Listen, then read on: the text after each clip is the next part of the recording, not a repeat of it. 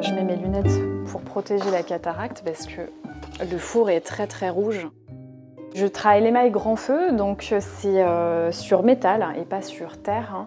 Au final, nous, on travaille avec l'émail réduit en poudre dans un broyeur, donc il est vraiment sous forme de sable, c'est un sable. C'est du cristal concassé finement. L'émail, c'est venu en cherchant une bague de mariage. J'allais me marier. Ça m'intéressait pas trop, il fallait quand même une alliance et puis je voulais de la couleur, je voulais des choses qui changent un peu.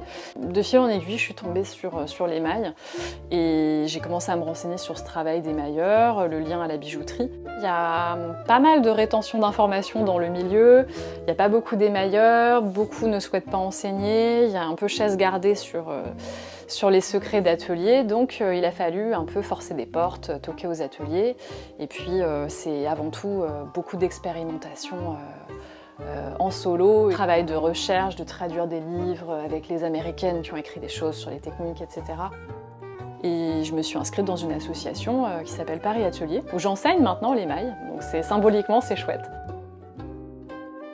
Une collection qui va s'appeler Précieux Suspects. Donc avec tous les suspects, les animaux suspects à l'origine du virus. Moi, c'est vrai que je me situe plutôt dans quelque chose, dans un bestiaire, dans de la flore, etc. Plutôt dans quelque chose de figuratif et assez coloré par rapport à ce qu'on trouve en bijouterie classique. J'adore les animaux, j'aime cet environnement, donc oui, je pense que ça joue. C'est quand même le premier domaine d'inspiration.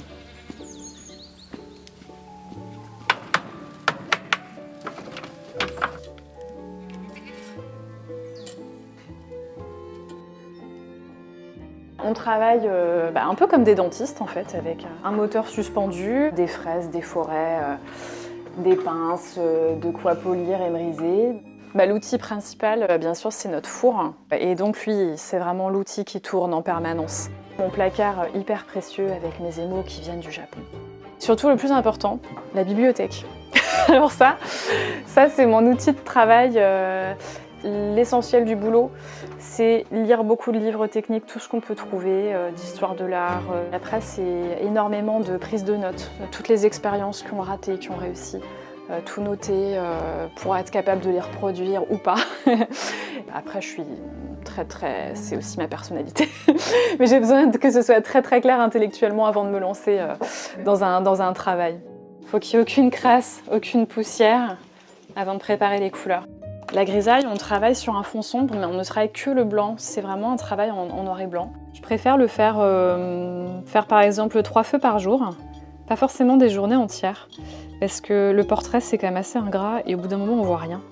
On voit plus rien et on a besoin de reposer l'œil. Et le lendemain en général, il y a tous les défauts qui sautent aux yeux. On sent qu'il y a du volume, que c'est pas de la peinture, c'est vraiment on ajoute des reliefs, des pointes de lumière. En émail, on travaille avec des cuissons extrêmement courtes en fait, on est sur du 2-3 minutes. Premier essai d'autoportrait, mais je me fais la main pour le moment et je profite de ce confinement, de l'arrêt des expos pour faire ce travail de recherche.